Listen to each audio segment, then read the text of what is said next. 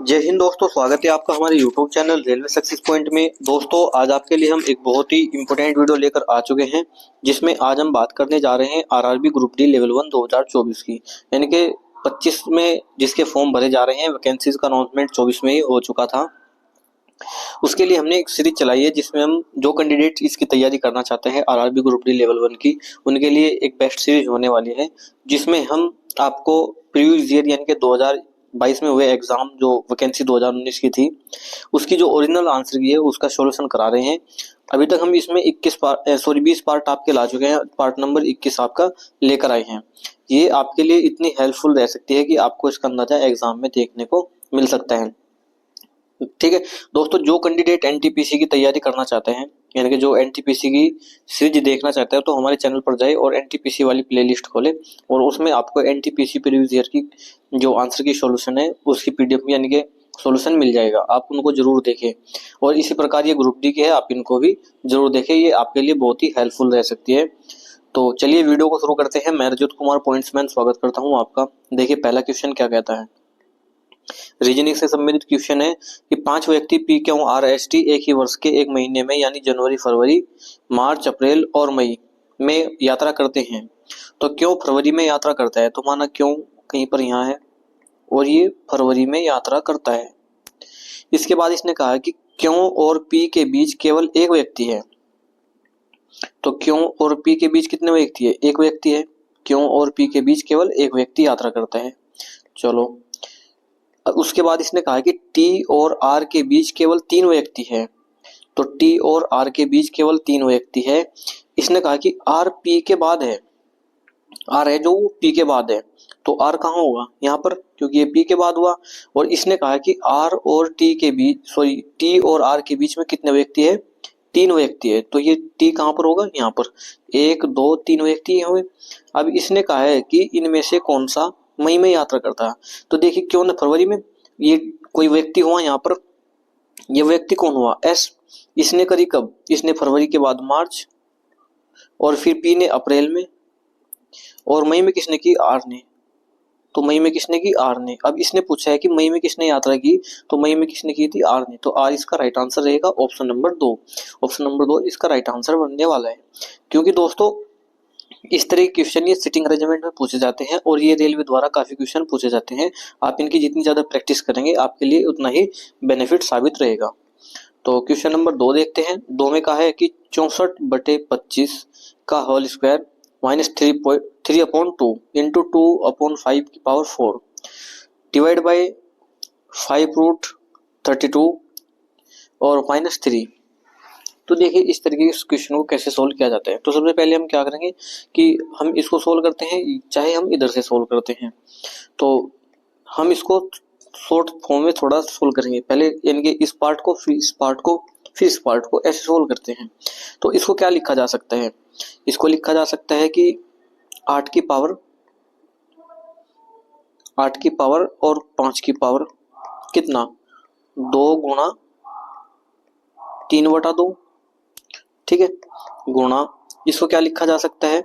इसको लिखा जा सकता है कि 2 की पावर 5 और इनकी पावर 4, ये तो एज इट इज लिखा जाएगा।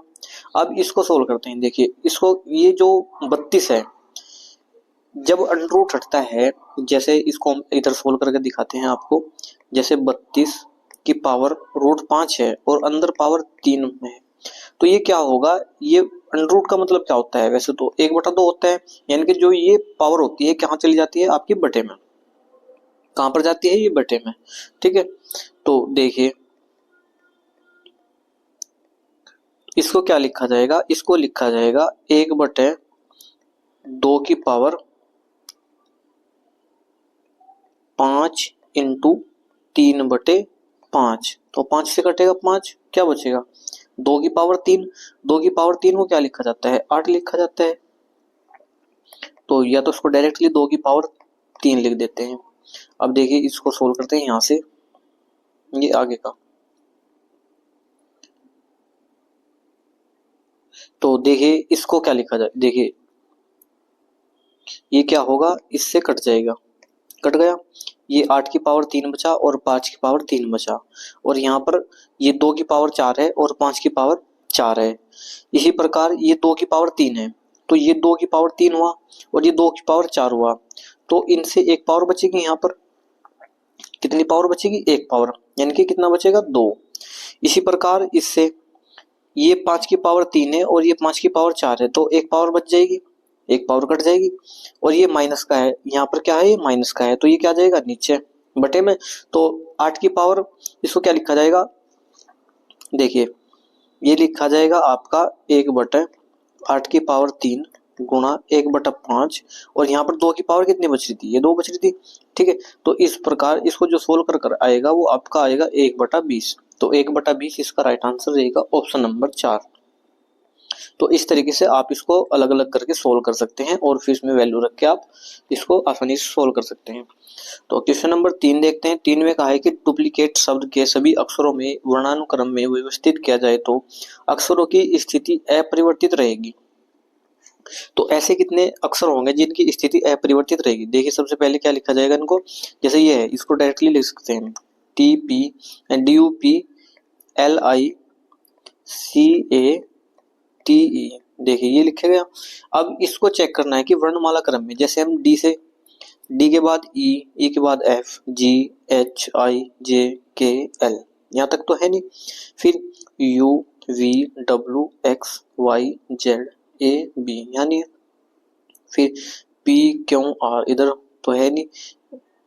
P, Q, R, S, T, U, V, इधर भी नहीं। फिर L, M, N, O, P, Q.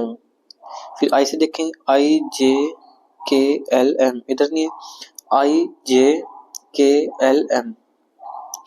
इसे इधर देखते हैं, ए, B, C, D, E, F, जी, और इधर देखते हैं ए, बी, सी। अब टी से चेक करते हैं। टी के बाद T, U, V, W, X, Y, Z, A. अब इससे भी नहीं है।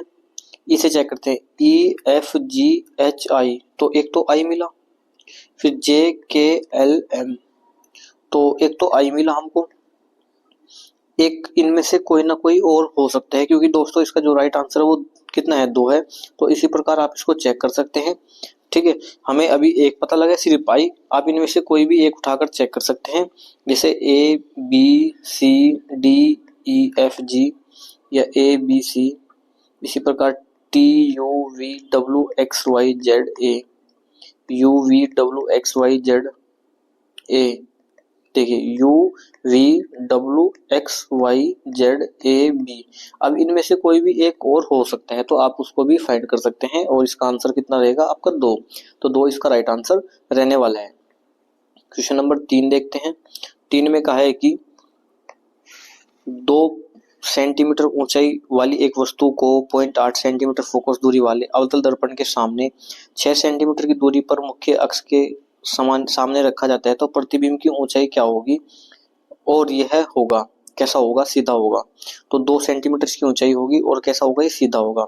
आपको 1/f बराबर 1/v प्लस 1/u वाला फॉर्मूला है, उससे लगाकर इसको निकाल सकते हैं। और इसमें जो इसने पूछा है इसकी ऊंचाई, तो आपको फॉर्मूला पता होना चाहिए, m बराबर -v/u वाला, यानी कि या इसको कह सकते हैं हम इसकी ऊंचाई, यानी कि प्रतिबिंब की ऊंचाई बटे वस्तु की ऊंचाई। इससे भी हम इसको निकाल सकते हैं। तो ये कैसा बनेगा? 2 सेंटीमीटर अधिक और सीधा। ये इसका राइट आंसर रहने वाला है। क्वेश्चन नंबर 5 देखते हैं। 5 में कहा है कि वे अभिक्रियाएं जिनमें अभिकारकों के बीच आयनों का आदान प्रदान होता है क्या कहलाती है? तो द्विव विस्थापन अभिक्रिया। द्विव विस्थापन यानी कि जिसमें 2 बार यानी कि विस्थापन होता है, तो ऐसी अभिक्रिया क्या कहलाती है? द्विव विस्थापन अभिक्रिया। इनमें क्या होता है? आयनों का आदान प्रदान होता है, अभिकारकों के बीच आयनों का आदान प्रदान होता है। क्वेश्चन नंबर 6 देखते हैं। 6 में कहा है कि किसने अष्टक नियम की खोज की? देखिए जो अष्टक नियम दिया था, ये भी केमिस्ट्री से संबंधित क्वेश्चन है आपका, और इसकी तुलना संगीत में पाए जाने वाले अष्टक से की गई। जो संगीत में आपके सारे पागाम, ये ने जो आपके सारे गामा पागाना, ये इनसे इनकी तुलना की गई थी। तो ये किसने की थी? न्यूलैंड ने। तो न्यूलैंड का क्या है? ये अष्टक नियम। अब न्यूलैंड ने जो अष्टक नियम दिया, इसने क्या, इसकी क्या प्रॉपर्टी थी, इसने मतलब क्या इसकी विशेषता थी? तो इसने कहा था कि जो पहला तत्व है और उसके बाद आने वाला 8वां तत्व है, इनके जो गुण धर्म होंगे, इनके जो रासायनिक जो गुण धर्म होंगे वो क्या होंगे, समान होंगे, एक दूसरे से समान होंगे। तो इसे ही अष्टक नियम कहा गया था। अब क्वेश्चन नंबर 7 देखते हैं आपका। 7 में कहा है कि तमिलनाडु की आधिकारिक और सबसे प्रमुख भाषा तमिल का संबंध किस परिवार से है। तो तमिल का संबंध किससे, द्रविड़ परिवार से। द्रविड़ आपका ये जो साउथ वाला एरिया है ये सब किस में आता है, द्रविड़ क्षेत्र में आता है। तो यही आपका तमिलनाडु का भाग है, तो द्रविड़ इसका राइट आंसर रहेगा। क्वेश्चन नंबर 8 देखते हैं। 8 में कहा है कि 8 ओम के प्रतिरोध को 12 वोल्ट बैटरी से जोड़ा जाता है, तो उपयुक्त शक्ति का मान हमको इसमें बताने हैं। ठीक है, तो देखिए आपको V बराबर आई आर ये फॉर्मूला पता होगा, यहाँ से धारा, और आपको एक P बराबर W/Q ये भी आपको फॉर्मूला पता होगा। तो आप इन दोनों फॉर्मूले से इसको निकाल सकते हैं। 36 वाट इसका राइट आंसर रहने वाला है। देखिए कैसे, क्योंकि यदि हम V बराबर आई आर होता है तो V का मान कितना है 12, I का मान हमको पता नहीं, और R का मान कितना आ जाएगा, R का मान है 4, तो 4 दिया 12, तो I का मान कितना आया 3, I का मान कितना आया 3। और जो आपका ये होता है शक्ति का मान, P शक्ति बराबर क्या होता है, P बराबर V इंटू I। तो V कितना है, यह है आपका 12 और I कितना है 3, तो 12 दिया 36, तो 36 वाट इसका राइट आंसर रहने वाला है। तो 36 वाट इसका राइट आंसर रहेगा ऑप्शन नंबर 3। देखते हैं क्वेश्चन नंबर 9 देखते हैं। 9 में कहा है कि उस गोले का पृष्ठीय क्षेत्रफल ज्ञात कीजिए जिसका व्यास 14 सेंटीमीटर हो। तो गोले का पृष्ठीय क्षेत्रफल सबसे पहले क्या दिया है हमको, व्यास, तो D बराबर कितना दिया है हमको 14, R बराबर कितना जाएगा हमारे पास 7, क्योंकि यानी कि व्यास का आधा ही क्या होती है, त्रिज्या। और जो आपका यानी कि पृष्ठीय क्षेत्रफल का फॉर्मूला होता है वो कितना होता है 4 पाई R स्क्वायर। तो 4 इंटू 22/7, पाई का मान कितना है 22/7, और R का मान कितना है, R का मान हमारे पास 7, 7 7 ही 49, तो 7 से इसको काटेंगे 7 बार, और ये 22 जो कितना हो जाएगा 88, और गुणा 7, तो 7 56, 5 और 7 56 और 5 कितना हो जाएगा 61, तो 616 इसका राइट आंसर रहेगा ऑप्शन नंबर 3। ऑप्शन नंबर 3 इसका राइट आंसर रहने वाला है। क्वेश्चन नंबर 10 देखते हैं। 10 में कहा है कि निम्नलिखित रासायनिक अभिक्रिया पर विचार कीजिए। तो यानी कि ये आपको दिया है, उत्पाद हमको पूछा है, अभिकारक दिया है। तो CO + 2H2O इससे क्या बनेगा, तो क्या बनेगा CH3OH, क्या बनेगा CH3OH। देखिए अब C कितने हैं, इधर C कितना है 1 है, चलो H कितने हैं, यहाँ पर 4 है, ये कितने हैं 4 के 2H2, तो इधर कितने हैं, इधर कितने हैं 3, तो एक अभी H बचा हमारे पास, और इधर कितना बचा O, और इधर कितना बचा H, तो OH ये बचा। अब देखते हैं इसमें ये 4 हुआ, देखिए H2 कितना हुआ 4 हुआ, और 2 1 ही रहा, तो ये कितने हुए, इसमें कितने हैं H 5, तो ये तो हो ही नहीं सकता। इसी प्रकार इसमें देखते हैं, यहाँ पर 2 है H और यहाँ पर कितना है 1 है, यानी कि हाइड्रोजन की बात की जाए तो यहाँ पर 2 हाइड्रोजन है और यहाँ पर 1 है, तो यहाँ कितनी 3, तो ये भी नहीं हो सकता क्योंकि इसमें 4 दी है। अब देखिए इसमें 2 है और इसमें कितनी है 1 है, तो यहाँ पर भी कितनी है 3 है, तो ये भी नहीं हो सकता। अब देखते हैं इसमें कितनी है, ये 3 है और एक ये 4 है, तो इसमें कितनी है हाइड्रोजन 4 है, तो 4 इसका राइट आंसर, यानी कि जिसमें 4 हाइड्रोजन होंगे वो इसका राइट आंसर बनने वाला है, यानी कि CH3OH ये इसका राइट आंसर रहेगा। तो ऑप्शन नंबर 4 इसका राइट आंसर बनने वाला है। क्वेश्चन नंबर 11 देखते हैं। 11 में कहा है कि फ्यूज तार से संबंधित निम्न कथनों पर विचार कीजिए। यह उपकरण के साथ श्रेणी क्रम में संयोजित होता है। बात बिल्कुल सही है, श्रेणी क्रम में भी संयोजित हो सकता है। यह निम्न गलनांक वाले पदार्थ से बना होता है। तो ये जिसका जो गलनांक होता है वो निम्न होता है, क्योंकि ये जल्द ही टूट जाता है और जो कि यानी कि परिपथ में होने वाली हानि को रोक सकते हैं।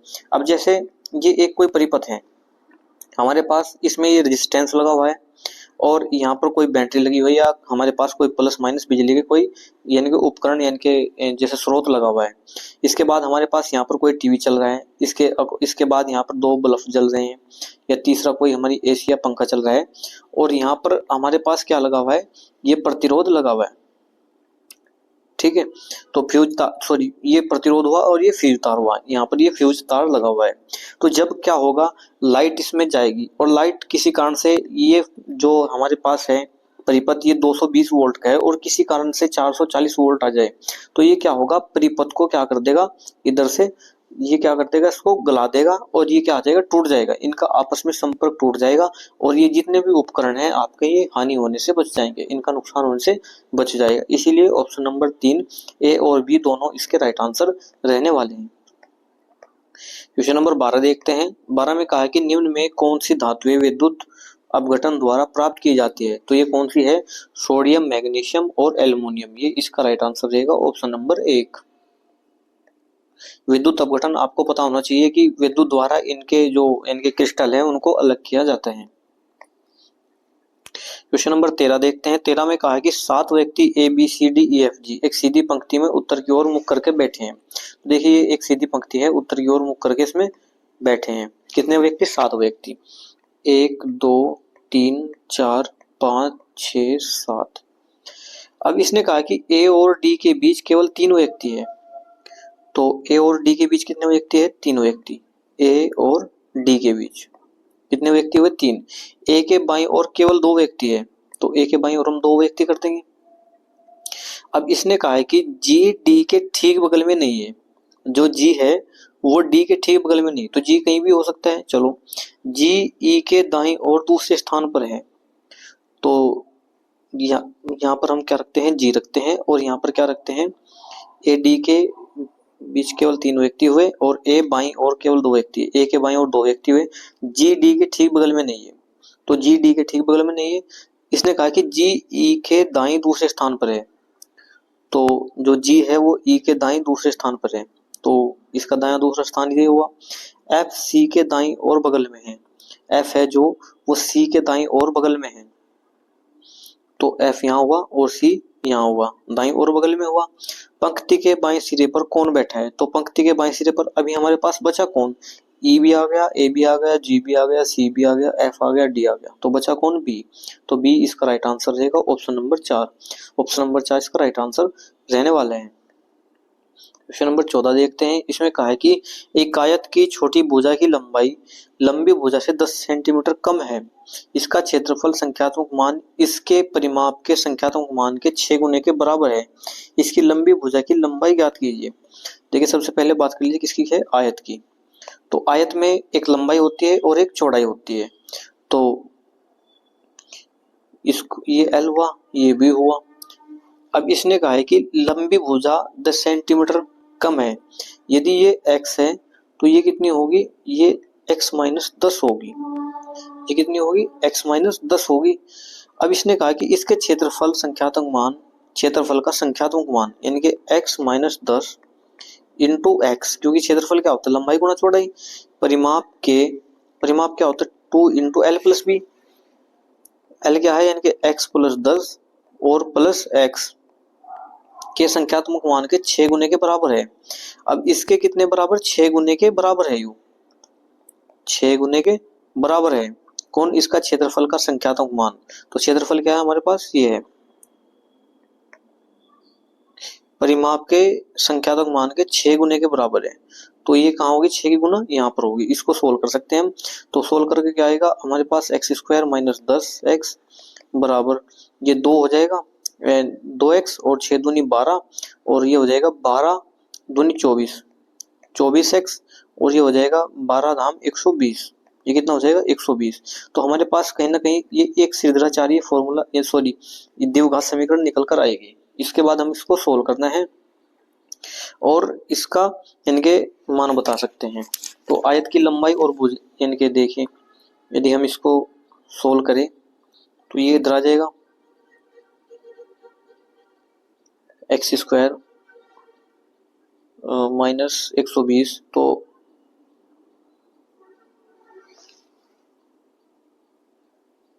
देखिए ये कितना हो जाएगा, 24 और 10 कितना हो जाएगा 34, ये 34x हुआ, प्लस ये इधर प्लस है तो ये माइनस आ जाएगा, तो 120। अब 120 के से टुकड़े गुना करने पे 130 और सॉरी ये प्लस होएगा, ये कितना होएगा प्लस, तो जोड़ने पर कितना आना चाहिए हमारे पास 34, तो जोड़ने पर 34 और गुणा करने पे 120, तो ये क्या होगा आपका 30 गुना 4, तो 3 यानी कि 30 चौक 120 हुआ।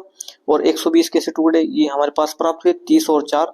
तो एक भुजा क्या आएगी हमारे पास L बराबर 30, ये B बराबर कितनी आ जाएगी 30, और L बराबर कितनी आ जाएगी, L बराबर आ जाएगी 20 माइनस 10, यानी कि 10 30 माइनस 10 कितना आ जाएगा 20। तो L बराबर कितनी आ जाएगी 20।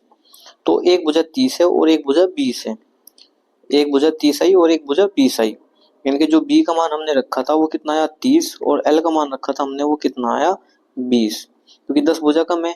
अब इसको यदि हम सेटिस्फाई करना चाहते हैं तो इसको हम सेटिस्फाई भी कर सकते हैं।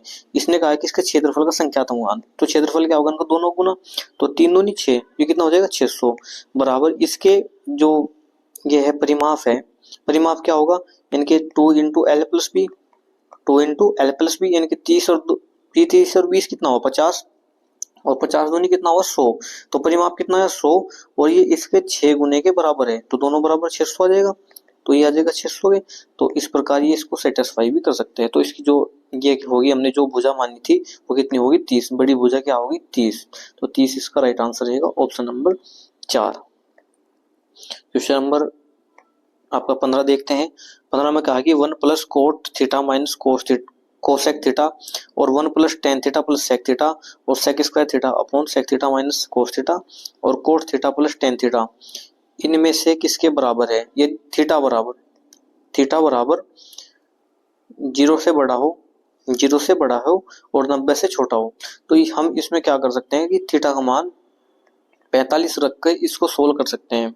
देखिए 1 प्लस टेन थीटा, यानी कि टेन 45 का मान, कोट 45 का मान कितना है 1 हुआ, कोसेक 45 का मान कितना हुआ, कोसेक 45 का मान √2 हुआ, और 1 प्लस टेन 45 का मान कितना हुआ 1 हुआ, प्लस सेक 45 का मान कितना हुआ √2 हुआ, और इंटू सेक 45 का मान कितना हुआ √2, और √2 का मतलब स्क्वायर कितना हुआ 2 हुआ। इसी प्रकार नीचे सेक 45 माइनस कोस 45, यानी कि √2 माइनस 1/√2, तो √2 माइनस 1/√2। इसी प्रकार इसमें ये 1 प्लस 1, अब देखिए इसको सोल्व करते हैं तो 2 माइनस √2, और ये हो जाएगा आपका 1 और 1 2, तो 2 प्लस √2 और इंटू 2। अब ये देखिए √2 कितना हो जाएगा 2 माइनस 1 कितना होगा 1 अपॉन √2, तो ये कितना हो जाएगा 1 अपॉन √2 और प्लस 2, तो 2 से ये 2 कट जाएगा इधर, और 2 माइनस √2 ये कितना हो जाएगा 4 माइनस 2 हो जाएगा, और इंटू ये नीचे कितना है आपका, ये है आपका 1/√2, ये कितना है 1/√2, तो ये ऊपर जाएगा, ये कितना बचेगा यहाँ पे ये 2 बचेगा, तो 2 इंटू √2, अब √2 की हम ऊपर गुणा कर देंगे और √2 की नीचे गुणा कर देंगे, ये एक सेकेंड, ये बचेगा आपका 2 अपॉन √2, तो √2 की ऊपर से और √2 की नीचे से गुणा कर देंगे, तो ये कट जाएगा। ये तो दोबारा से एक सेकंड इसका दोबारा से सॉल्यूशन करेंगे। देखिए ये 1 यहाँ पर वैल्यू डायरेक्ट रखते हैं, तो 1 प्लस 1 कितना हो जाएगा 2 माइनस √2, क्योंकि कोस सेक जो 45 है उसका मान कितना होता है वो होता है आपका √2, तो थीटा बराबर 45 रख रहे हैं हम इसमें, तो 1 प्लस ये हो जाएगा 1 और 1 2, और 2 प्लस √2, और इधर क्या बचेगा हमारे पास, इधर बचेगा ये सेक स्क्वायर थीटा, यानी कि सेक स्क्वायर थीटा का मतलब क्या होगा सेक √2, तो √2 का स्क्वायर करेंगे तो कितना बचेगा 2, तो ये कितना हो जाएगा यहाँ पर 2। इसी प्रकार नीचे तो ये हो जाएगा √2 माइनस 1 अपॉन √2, यानी कि 1/√2 कितना हो जाएगा 1/√2 और इंटू 2, तो 2 से 2 कटा, ये क्या हो जाएगा आपका 4 माइनस 2 किसके बराबर होगा 4 माइनस 2 बराबर 2 के, 2 और ये √2 ऊपर चल जाएगा, तो √2 तो क्या है 2√2, तो 2√2 यानी कि 2 तो हुआ हमारे पास, और √2 किसके वैल्यू होती है या तो सेक 45 की या फिर कोसेक 45 की, या तो सेक 45 की या कोसेक 45 की, या तो हम इसमें 2 सेक थीटा आएगा इसका या फिर 2 कोसेक थीटा आएगा। देखिए अब थीटा बराबर 45 इसमें है, तो इसमें क्या लिया जाएगा 45, तो 45 यानी कि 2 कोसेक थीटा इसका राइट आंसर रहेगा।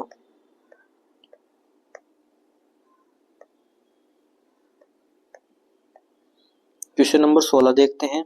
16 में कहा है कि दिए गए आरेख को ध्यानपूर्वक अध्ययन करें और पूछे गए प्रश्न का उत्तर दें।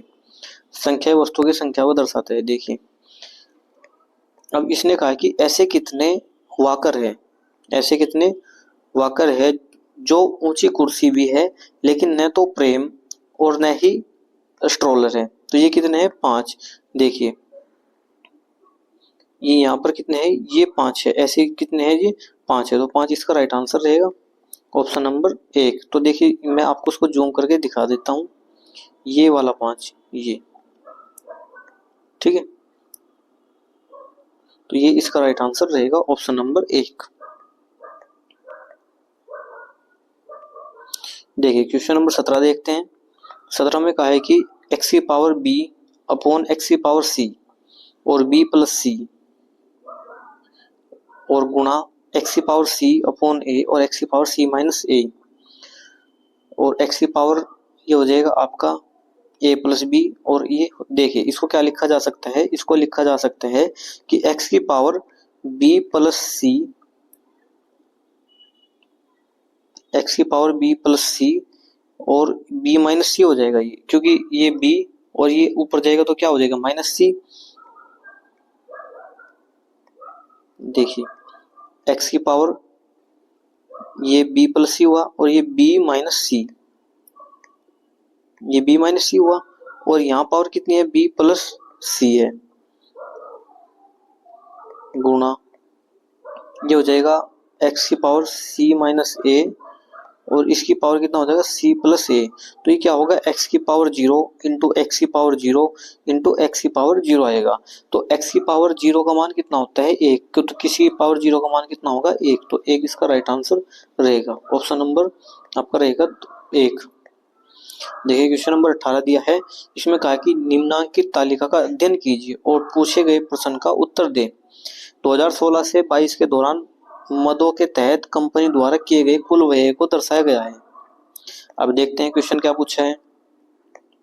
तो क्वेश्चन पूछा है हमको कि 2020 में कंपनी का कुल व्यय 2022 में कंपनी के कुल व्यय के लगभग कितने प्रतिशत के बराबर है? तो 2020 में और 2022 में, तो 20 में तो ये है आपका यहाँ पर, ये क्या है? 20 का है और ये है आपका 22 का। और पूछा क्या है कि 2020 में कंपनी का कुल व्यय 2022 में कुल व्यय के कितने प्रतिशत के बराबर है? तो माल कितना है?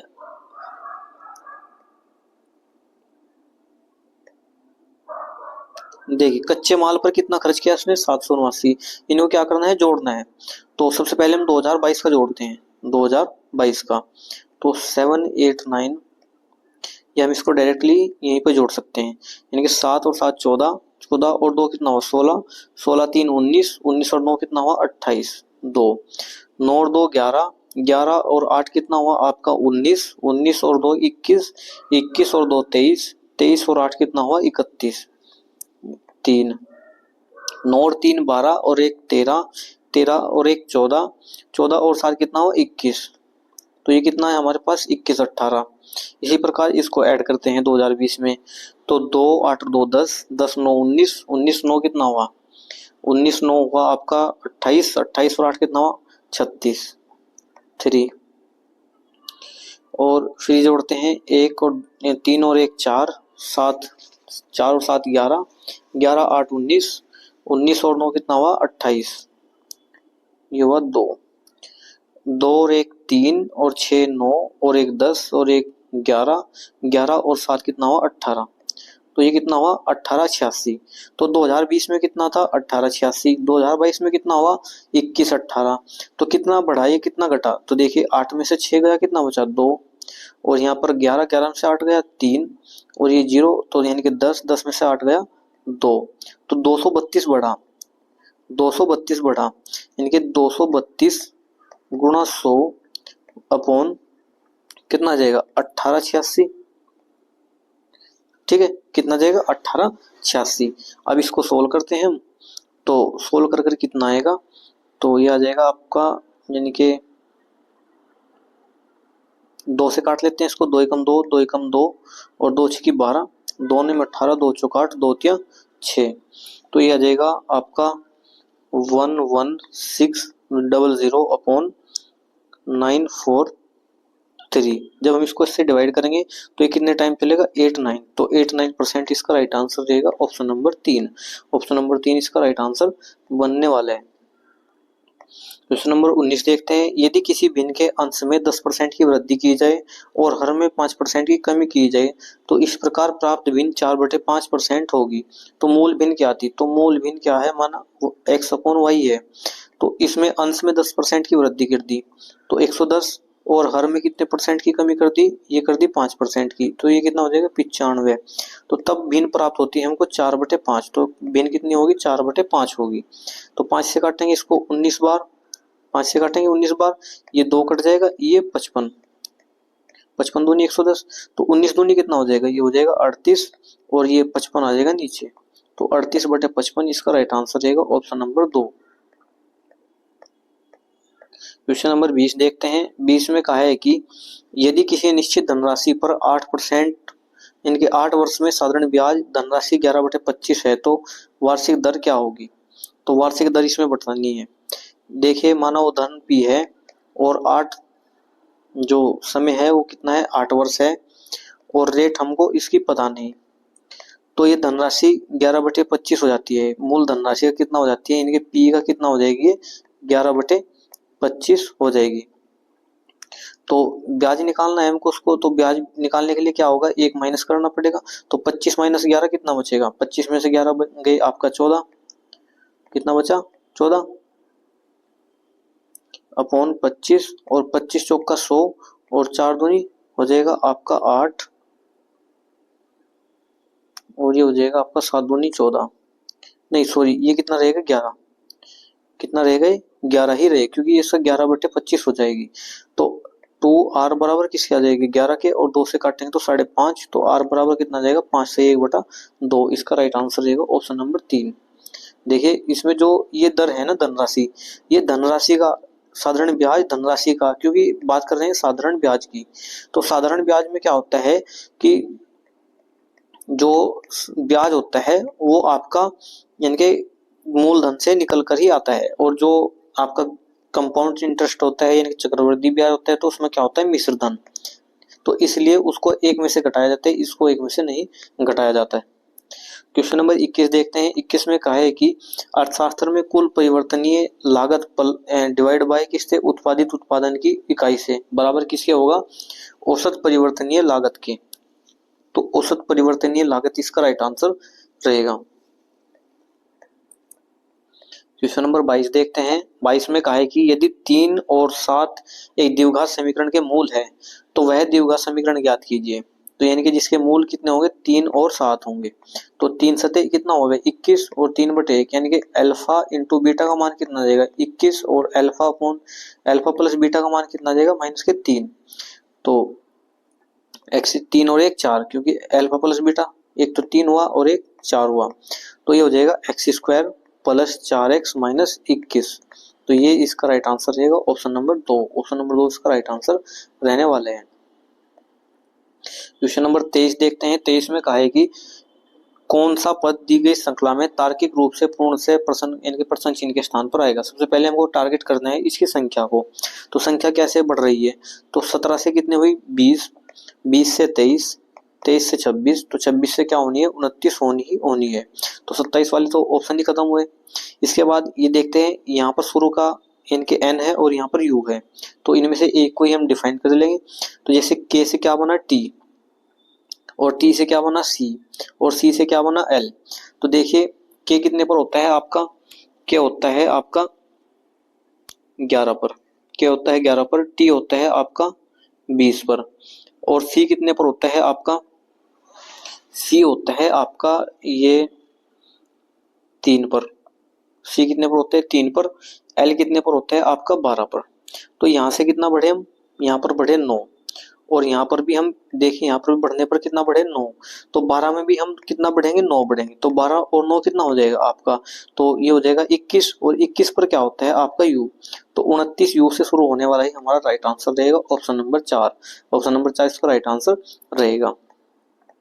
क्वेश्चन नंबर 24 देखते हैं। 24 में कहा है कि 6 बच्चे FGHIJ के बुद्धिमत्ता परीक्षण किया गया और उस परीक्षण में उनके प्रदर्शन के आधार पर उन्हें अंक दिए गए।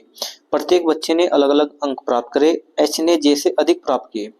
तो H ने जो प्राप्त किए हैं वो किससे अधिक प्राप्त किए हैं, J से। H ने G और K से कम अंक प्राप्त करे, तो H ने G से भी और K से भी अंक कम प्राप्त करे। J ने I से कम अंक प्राप्त करे, तो J ने है जो वो I से कम अंक प्राप्त करे। F ने G से अधिक अंक प्राप्त करे, तो F ने किससे अधिक प्राप्त करे, ये G से, यानी कि F ने G से अधिक प्राप्त करे, तो F कहीं ना कहीं इनके पास होगा। अब इसने कहा कि F ने G से अधिक प्राप्त करे, इन 6 बच्चों में सबसे कम किसने प्राप्त करे, तो सबसे कम अंक किसने प्राप्त करे, J ने, तो J इसका राइट आंसर रहेगा ऑप्शन नंबर 3। ठीक है, इस तरीके से इसको सोल्व किया जा सकता है। क्वेश्चन नंबर 25 देखते हैं। इसमें कहा कि डैश पद मासिक धर्म की समाप्ति को संदर्भित करता है, तो ये कौन है, रेजोनीवर्ती। ठीक है, तो ये इसका राइट आंसर रहेगा ऑप्शन नंबर 1। क्वेश्चन नंबर 26 देखते हैं। 26 में कहा है कि नदी जब बहते हुए अपने मार्ग में नीचे की ओर जाती है और समुद्र में मिलती है, तो वहां पर कई छोटे छोटे चैनलों में विभाजित हो जाती है। यानी कि जैसे जो इसने कहा है कि नदी जब बहते हुए मार्ग से नीचे की ओर जाती है, यानी कि ये समुद्र है यहाँ पर, तो ये नदी यहाँ से बहती हुई यहाँ पर आती है, तो ये क्या हो जाएगी, ऐसे अलग अलग पार्ट में डिवाइड हो जाएगी। तो इन पार्ट को ही क्या कहा जाता है, तो इन्हें कहा जाता है वत्रिकाएं। तो वत्रिकाएं, ये वितरिकाएं इसका राइट आंसर रहेगा ऑप्शन नंबर 4। क्वेश्चन नंबर 27 देखते हैं। 27 में कहा है कि किसी चुंबक के चारों ओर का वह क्षेत्र जिसमें चुंबक द्वारा बल लगाया जाता है, तो क्या कहलाता है, चुंबकीय क्षेत्र।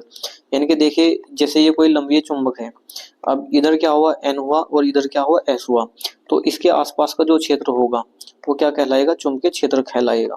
तो इस प्रकार के क्षेत्र को क्या कहा जाता है, चुंबकीय क्षेत्र कहा जाता है। तो ये ऑप्शन नंबर 1 इसका राइट आंसर रहेगा।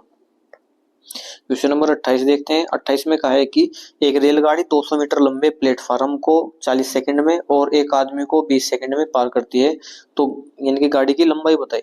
देखिए, जब आदमी को रेल पार करती है तो वो खुद की ही दूरी उसमें पास करती है, माना उसकी दूरी कितनी है, x है, रेल की लंबाई कितनी है, x है, तो ये कितने समय पार करती है अपने आप को, 20 सेकंड में। और 200 मीटर लंबे प्लेटफार्म को, तो यानी कि अपनी दूरी प्लस 200 मीटर लंबा प्लेटफार्म, इसको कितने समय में करती है, ये 40 सेकंड में। तो 20 दूनी 40 हो जाएगा, ये हो जाएगा 2x बराबर x प्लस 2 200, और ये इधर आ जाएगा तो x बराबर 200। तो इसकी दूरी कितनी होगी, इसकी भी दूरी कितनी होगी, 200 मीटर। 200 मीटर इसका राइट आंसर रहने वाले हैं। क्वेश्चन नंबर 29 देखते हैं। 29 में कहा है कि निम्नलिखित में से किस खिलाड़ी ने अंतरराष्ट्रीय निशानेबाजी खेल महासंघ विश्व कप 2022 में महिलाओं की 10 मीटर एयर पिस्टल स्पर्धा में व्यक्तिगत रजत पदक जीता, तो ये किसने जीता, ईसा सिंह ने। तो इसका राइट आंसर रहेगा ईसा सिंह। क्वेश्चन नंबर 30 देखते हैं। 30 में कहा है कि कार्बन डाइऑक्साइड यानी कि CO2 अणु में ऑक्सीजन परमाणु द्वारा एक कार्बन परमाणु के साथ कितने इलेक्ट्रॉन साझा होते हैं। तो देखिए, ये होता है आपका कार्बन। तो इसको कैसे सोल्व किया जाता है, ये आपने कभी, यानी कि यदि आपने फिजिक्स केमिस्ट्री आपने 12th से की है, यानी कि आपके पास PCM होगी, तो आपको ही इसमें पता हो सकता है। देखिए, जैसे ये कार्बन हुआ, एक ऑक्सीजन इसके साथ इधर हुआ और एक ऑक्सीजन इसके साथ इधर हुआ, तो इसकी संरचना कैसे बनती है, तो देखते हैं, क्योंकि इसमें डबल बॉन्ड की बात होती है। अब कैसे बनते हैं, अब देखते हैं। ये हो आपका C और इधर हुआ O और इधर हुआ O। O के पास जो होते हैं आपके संयोजी इलेक्ट्रॉन, वो कितने होते हैं, तो O का पहले हमें क्या पता होना चाहिए, परमाणु क्रमांक। तो O का परमाणु क्रमांक कितना होता है, 8। तो इसमें कितने हो, 2 और 6, तो 1 2 3 4 और 5 और 6 इसमें जोड़े में होते हैं, 1 2 3 4 5 और 6। अब कार्बन कितना होता है, कार्बन का परमाणु क्रमांक होता है 6, तो कार्बन का परमाणु क्रमांक कितना होता है, 6। इसमें कितने होते हैं, 2 और 4, तो इसमें 1 2 3 4। इसमें कितने होते हैं 4। अब इनको क्या करना होता है, इनको अपने इलेक्ट्रॉन यानी कि जो संयोजी इलेक्ट्रॉन होते हैं पूरा करने के लिए 2 और 2 2 लेने पड़ते हैं और 2 देने पड़ते हैं, क्योंकि इनको बनाने होते हैं 8। तो ये 6 है, तो इसको 8 बनाने के लिए क्या करना होगा, इससे 2 लेने होंगे। और इसी प्रकार इसको 8 बनाने के लिए इससे क्या करना होगा, 2 लेने होंगे। अब कार्बन के पास कितने हैं, 4 है, तो ये क्या करेगा, कार्बन की 2 इससे लेगा और 2 इससे लेगा, तो इसके पास 4 इधर से लिए और 4 इसके पास खुद के थे, तो कितने में 8। तो कहने का मतलब क्या हुआ कि कार्बन ने 2 इस ऑक्सीजन से लिए और 2 इस ऑक्सीजन से लिए। तो इस प्रकार इनकी संरचना कैसे बनती है, ये इस प्रकार की। तो इसने कहा कि इलेक्ट्रॉन की साझेदारी कितनी होती है, तो 2 की। तो 2 इसका राइट आंसर रहेगा ऑप्शन नंबर 4। क्वेश्चन नंबर 31 देखते हैं। 31 में कहा है कि 2 समरूप त्रिभुजों की संगत भुजाओं की ऊंचाई यानी कि जो भुजाएं हैं उनका अनुपात कितना है, 2:3 है। यदि छोटी भुजा का क्षेत्रफल यानी कि छोटे त्रिभुज का क्षेत्रफल 48 है, तो बड़े त्रिभुज का क्षेत्रफल क्या होगा, तो 2 और 3 के अनुपात में है, बराबर बड़े त्रिभुज का क्षेत्रफल कितना है, 48 है, और इसका हमको बताना है। तो इसको क्या कह देंगे, ए स्क्वायर, इनका भी क्या होगा, स्क्वायर होगा। तो ये 4/9 बराबर 48 बटे ए स्क्वायर। तो ये 4 से काटेंगे कितना आ जाएगा, 12 चौक 48, तो 12 नंबर में कितना होता है 108, तो ए बराबर कितना आ जाएगा 108। तो ये इसका राइट आंसर रहेगा ऑप्शन नंबर 2। ऑप्शन नंबर 2 इसका राइट आंसर रहने वाला है। क्वेश्चन नंबर 32 देखते हैं। 32 में कहा कि पंचायती राज की त्रिस्तरीय प्रणाली की अनुशंसा पहली बार 1957 में किसके द्वारा की गई थी, तो बलवंत राय मेहता समिति के द्वारा जो ग्राम पंचायत है यानी कि त्रिस्तरीय जो पंचायत समिति है उनका गठन किया गया था, जिसमें सबसे छोटी क्या होती है, ग्राम सभा, फिर ब्लॉक सभा, फिर उसके आपके जिला पंचायत। तो ग्राम पंचायत, फिर ब्लॉक समिति, फिर जिला पंचायत, ये इस प्रकार के होते हैं आपके। ऑप्शन नंबर 4 का राइट आंसर रहने वाला है। क्वेश्चन नंबर 33 देखते हैं। 33 में कहा है कि अनुवांशिकता को प्रभावित करने वाले कारकों के संबंध में मेंडल ने निम्नलिखित में कौन सी महत्वपूर्ण खोज की थी। तो इसने किया था कि यौन प्रजनन करने वाले जीवों में कारकों का युग्म उनके अभिलक्षणों को व्यक्त करता है। तो ये इसका राइट आंसर रहेगा ऑप्शन नंबर 4। इसने मटर के पौधे पर इनका परीक्षण किया था। क्वेश्चन नंबर 34 देखते हैं। 34 में कहा है कि पराग केंद्रित कोशिका यानी कि जो प्रोकैरियोटिक कोशिका होती है कि कुछ विशेषताओं का उल्लेख नीचे दिया गया है, दिए गए विकल्प में से उस गलत विकल्प का चयन कीजिए। तो ये क्या होता है, झिल्लीबद्ध कोशिकांगों की मौजूदगी। तो ये गलत है, ये इसका राइट आंसर रहेगा ऑप्शन नंबर 1।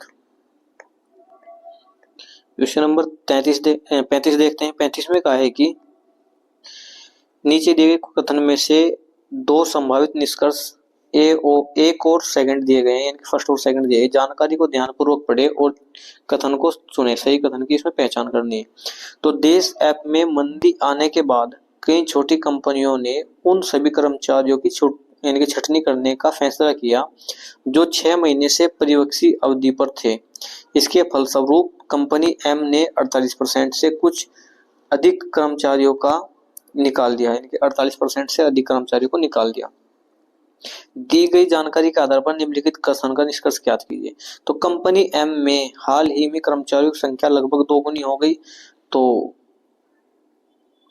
हो सकता है मंदी के कारण की गई छंटनी कार्य प्रदर्शन को आधारित नहीं है, तो ये भी हो सकता है। तो ऑप्शन नंबर 2 इसका राइट आंसर रहेगा। ये दोनों ही निष्कर्ष इसके अनुसरण करते हैं।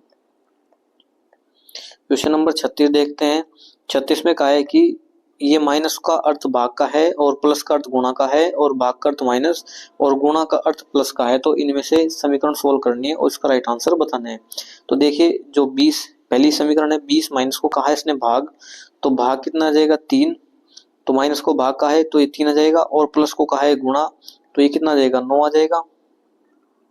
और इसके बाद आपका ये भाग है, तो भाग को कहा है इसने माइनस, तो माइनस आ जाएगा आपका, एक सेकंड, ये गुणा, तो गुणा को कहा है इसने, गुणा का है प्लस, तो 3 प्लस, देखिए ये तो भाग हुआ, फिर 3 प्लस को कहा है इसने गुणा, तो गुणा 9, और गुणा को कहा है इसने प्लस, तो 5, और भाग को कहा है इसने, भाग को कहा है माइनस, तो -2। तो ये 20/3 यानी कि 9 प्लस 5 माइनस 2, तो 3 तिया 9, 20 तिया 60 माइनस 5 प्लस 5 माइनस 2, तो ये किसके बराबर आ जाएगा 63 के। तो 63 इसका राइट आंसर रहेगा, ऑप्शन नंबर 1 इसका राइट आंसर रहने वाला है। क्वेश्चन नंबर 37 देखते हैं। 37 में कहा है कि उस विकल्प का चयन कीजिए जो पांचवी संख्या से उसी प्रकार संबंधित जो दूसरी का पहली संख्या से है और चौथी का तीसरी से है। यानी कि 59 का संबंध किससे है 45 से, और 46 का संबंध किससे है ये 24 से, तो 85 का किससे होगा ये आपको इसमें बताना है। देखिए तो ये इसमें देखिए 9 5 कितना हुआ 9 5 14 और 5 और 4 9, ये 4 2 6 और 6 और 4 10, 4 2 6 6 और 4 10, तो ये 8 5 है, तो ये इसमें सेटिस्फाई नहीं होगा। दूसरा तरीका देखते हैं, दूसरा तरीका क्या हो सकता है। देखिए सही तरीका क्या बैठता है इसका, इसमें जो कहा गया है इसने ये 59 को कहा है कि 45, तो ये कैसे हो सकता है जब हम इनके आपस में इनके नंबर्स की आपस में गुणा करेंगे तो 9 5 45, इसी प्रकार इसमें 4 × 6, तो ये कितना हो जाएगा 6 चौक 24, तो इसी प्रकार इसमें 8 × 5, तो 8 × 5 का मतलब क्या हुआ 40, तो 40 इसका राइट आंसर रहेगा, ऑप्शन नंबर 2, ऑप्शन नंबर 2 इसका राइट आंसर रहने वाले हैं। क्वेश्चन नंबर 38 देखते हैं। 38 में कहा है कि ये आपको इक्वेशन दी है, इसको सोल्व करना है, तो ये 4.49 डिवाइड करना है इसको 1.49 से, और माइनस ये कितना हो जाएगा 33 या कितना हो जाएगा आपका 399, तो 9.99 प्लस 4.49, इसको डिवाइड करेंगे तो ये आ जाएगा आपका 3 पॉइंट यानी कि 3 समथिंग 3 किसके रहेगा 3 के, और ये हो जाएगा आपका 4 और 3 कितना हो जाएगा 7, तो 7.49, और ये हो जाएगा आपका 9.99, तो ये माइनस के है, तो माइनस के ज्यादा बचेंगे किसके आसपास 2 के आसपास, तो जब इनको एग्जैक्ट सोल्व करेंगे तो ये कितना बचेगा हमारे पास माइनस के 2.5, 2.5 इसका राइट आंसर रहने वाला है, तो ये ऑप्शन नंबर 3 इसका राइट आंसर रहेगा। क्वेश्चन नंबर 39 देखते हैं। 39 में कहा कि एक बटालियन में 43 कैडेट हैं जिन्हें उनका कमांडर मंच पर उत्तर की ओर मुख करके एक सीधी पंक्ति में खड़ा करना चाहता है। पी पंक्ति के बाएं सिरे से 18वें स्थान पर है। देखिए ये इसमें टोटल जो व्यक्ति है, ये पंक्ति खड़ी है एक आर्मी कैडेट की, तो इसमें जो टोटल व्यक्ति है वो कितने हैं, वो है आपके 43, और इसने कहा कि एक व्यक्ति पी है जिसका बाएं सिरे से, यानी कि बायां सिरा कौन सा है ये इधर है, और दायां सिरा किधर है इधर है, तो इधर से जो उसका स्थान है पी का वो कितना है 18वां है, और क्यों पंक्ति के दाएं सिरे से 31वें स्थान पर है, तो ये जो क्यों है ये इधर से कितना है ये है 31वें स्थान पर है। पी और क्यों के बीच में कितने कैडेट्स खड़े हैं, तो देखिए सबसे पहले हम टोटल कितने हैं ये 43 है, टोटल कितने हैं 43 है, तो हम एक भी पोजीशन कोई सी भी उठा सकते हैं, तो टोटल बराबर कितना होता है आपका लेफ्ट प्लस राइट -1, तो टोटल प्लस लेफ्ट से यानी कि कितना है इसका स्थान 18, और टोटल कितने हैं 43, तो 43 प्लस बराबर 18 और प्लस r -1, तो हम इसको सोल्व करेंगे तो ये कितना हो जाएगा आपका 44 - 18, 44 - 18 बराबर राइट से, तो ये 14 में से 8 गया कितना बचा 6, और 3 में से गया 2, तो ये कितना स्थान है 26, तो देखिए ये इसका स्थान है कितना 26वां, और इधर से इसका स्थान कितना है 31वां, तो 31 और ये 26वां है, तो इनके बीच में कितने व्यक्ति होंगे, इनके देखिए ये व्यक्ति यहाँ पर 26वें स्थान पर है, और फिर इसके बाद क्या आएगा 27, यहाँ पर कौन हुआ इधर से पी, इधर से पी हुआ बाएं से 27, फिर आएगा 28, फिर आएगा 29, फिर 30 और फिर 31, तो यहाँ 31वें स्थान पर कौन है 31वें स्थान पर है क्यों, तो इनके बीच में कितने व्यक्ति है, तो 1 2 3 4, तो टोटल 4 व्यक्ति इनके बीच में बैठे हैं, तो 4 ही इसका राइट आंसर रहेगा, ऑप्शन नंबर 1, ऑप्शन नंबर 1 इसका राइट आंसर रहने वाला है। क्वेश्चन नंबर 40 देखते हैं। 40 में कहा कि वामसी के पिता की आयु 60 वर्ष है, तो वामसी है और एक उसके फादर है, तो उसके फादर की जो आयु है वो कितनी 60 है, उनकी आयु वामसी की आयु के 2 गुने से 20 वर्ष अधिक है, तो इसके 2 गुने से कितनी है 2 गुने से 20 वर्ष अधिक है, ये कितनी है 60 के बराबर, तो 2x बराबर किसके आ जाएगा 40 के, और x बराबर किसके आ जाएगा 20 के। तो वामसी की आयु कितनी हुई 20, तो 20 इसका राइट आंसर रहेगा ऑप्शन नंबर 4। ठीक है, क्वेश्चन नंबर 41 देखते हैं। 41 में कहा कि टूथपेस्ट में यानी कि टूथपेस्ट जो है प्रकृति में सामान्यतः डैश में होता है, तो ये कहाँ होता है अक्षारीय। कैसा होता है ये अक्षारीय, यानी कि हल्का खारा। तो इसका राइट आंसर रहेगा ऑप्शन नंबर 3। क्वेश्चन नंबर 42 देखते हैं। 42 में कहा है कि वायु में एक प्रकाश किरण अपवर्तनांक √2 वाले एक माध्यम से वायु को पृथक करने वाली सतह पर 45 डिग्री का कोण आपतित करती है। किरण माध्यम में डैश के कोण पर आपतित होती है, तो ये किस कोण पर आपतित होती है 30 डिग्री के, तो 30 डिग्री इसका राइट आंसर रहने वाला है। क्वेश्चन नंबर 43 देखते हैं। 43 में कहा है कि निम्नलिखित संख्या प्रतीक श्रृंखला के आधार पर पूछे गए प्रश्न का उत्तर दीजिए। जो इस तरह के जो क्वेश्चन है इनकी हमने एक स्पेशल वीडियो आपके इनके लिए बनाई है जो हमारे चैनल पर है। रीजनिंग की जो पार्ट 2 है वो इसी पर आधारित है, आप उसको जरूर देखें, उसमें सभी पर टाइप के क्वेश्चन उसमें कराए गए हैं। तो देखिए उपरोक्त श्रृंखला में ऐसे कितने चार है जिनके ठीक बाद एक प्रतीक है, तो 4 के बाद कितने प्रतीक है, तो एक यहाँ पर हुआ, 2 3 4 और बस कैसी एक सेकंड, और एक ये 5, तो 5 ऐसी व्यवस्था है जिनमें सिर्फ 4 के बाद कोई प्रतीक है, तो ऑप्शन नंबर 3 इसका राइट आंसर रहेगा। आप उस वीडियो को जरूर देखें क्योंकि उसमें इस टाइप के सभी क्वेश्चन कराए गए हैं। क्वेश्चन नंबर 44 देखते हैं कि भारत का कौन सा शहर 2023 में अंतर्राष्ट्रीय ओलंपिक समिति अधिवेशन की मेजबानी करेगा, तो ये कौन करेगा मुंबई, तो मुंबई इसका राइट आंसर रहेगा। क्वेश्चन नंबर 45 देखते हैं। 45 में कहा है कि जवाहरलाल नेहरू ने निम्नलिखित में से किस अधिनियम को दास्ता का एक नया घोषणा पत्र यानी कि a new character of salivary के संबंध इनके के रूप में वर्गीकृत किया, तो ये किसको किया भारत सरकार अधिनियम 1935 को, तो ये इसका राइट आंसर रहेगा ऑप्शन नंबर 3। क्वेश्चन नंबर 46 देखते हैं। 46 में कहा है कि श्री लाल बहादुर शास्त्री अंतर्राष्ट्रीय संस्कृत विश्वविद्यालय डैश में स्थित है, कहाँ पर है नई दिल्ली, तो नई दिल्ली इसका राइट आंसर रहेगा ऑप्शन नंबर 4। क्वेश्चन नंबर 47 देखते हैं। इसमें कहा है कि किसी पदार्थ की प्रतिरोधकता डैश पर निर्भर करती है, तो किस पर निर्भर करती है तापमान पर, तो तापमान इसका राइट आंसर रहेगा ऑप्शन नंबर 3। क्वेश्चन नंबर 48 देखते हैं। 48 में कहा कि संविधान में केंद्र और राज्यों के बीच शक्तियों के विभाजन डैश सूचियों में किया गया है, तो ये कौन सी सूची में अनुसूची नंबर 3 में। ठीक है, ये इसका राइट आंसर रहेगा ऑप्शन नंबर 1। क्वेश्चन नंबर 49 देखते हैं। 49 में कहा है कि 3 पाइप एबीसीडी एक टंकी को 5 घंटे 8 घंटे 12 घंटे में भरते हैं। देखिए ए कितने में भरता है, तो ए भरता है 5 घंटे में, बी भरता है कितने में, तो ये भरता है 8 घंटे में, और सी भरता है कितने में, ये भरता है इसको 12 घंटे में। तो इसने कहा है कि यदि एक साथ खोल दिए जाएं और सभी पाइप एक साथ खोल दिए टंकी को भरने में कितना समय लगेगा, तो सबसे पहले क्या लेना है हमको इनका एलसीएम, तो एलसीएम कितना आएगा, ये आएगा आपका 120, तो कितना होता है 24 पंजे 120, और ये होता है आपका 15 अट्ठे 120 और 12 धाम 120, और टोटल समय यानी कि टोटल काम कितना है 120, और करना किसको है इनके 24 और 10 यानी कि ये 15 10 25 और 24 कितना हो जाएगा 49, तो 49 दूनी 98 और 98 22 कितना हो जाएगा 120, तो 22/49 यानी कि 2 सहित 22/49 इसका राइट आंसर रहेगा ऑप्शन नंबर 3। ऑप्शन नंबर 3 इसका राइट आंसर रहने वाले हैं। क्वेश्चन नंबर 50 जो कि इस वीडियो का लास्ट क्वेश्चन है। मार्च 2022 में निम्नलिखित में से किस कंपनी ने भारत की पहली हाइड्रोजन ईंधन सेल चालित इलेक्ट्रिक कार लॉन्च की, तो ये किसने की थी, ये की थी टोयोटा केलोस्कोर और मोटर्स प्राइवेट लिमिटेड ने, तो ये इसका राइट आंसर रहेगा ऑप्शन नंबर 4।